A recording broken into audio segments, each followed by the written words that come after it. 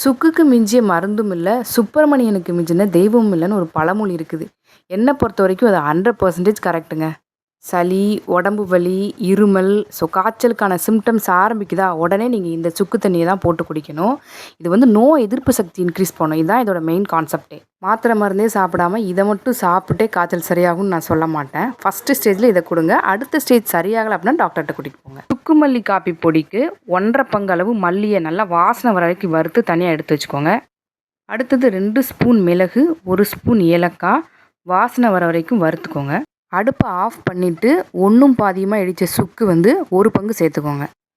இந்த வாணலியோட சூடுலேயே வந்து இந்த சுக்கு வந்து நல்லா வறுபட்டுரும். இதுக்கு அதிக சூடு தேவையில்லை. வறுத்து எல்லாத்தையும் ஆற வச்சுட்டு மிதமான சூடு இருக்கும் பொழுது அரைச்சி எடுத்துருங்க. அப்போ தான் அது நல்லா வந்து அரைப்படும். இதை ஒரு ஏர்டைட் கண்டெய்னர் பாக்ஸில் போட்டு ஒரு 6 மாதத்துக்கு நம்ம ஸ்டோர் பண்ணி வச்சுக்கலாம். இப்போ இந்த சுக்குமல்லி காப்பி எப்படி போடுறதுன்னு பார்க்கலாம். 1 டம்ளர் தண்ணிக்கு 1/2 ஸ்பூன் அளவு சுக்குமல்லி காப்பி பொடி, இதுதான் அளவு. இனிப்புக்காக கருப்பட்டி சேர்க்குறோம்.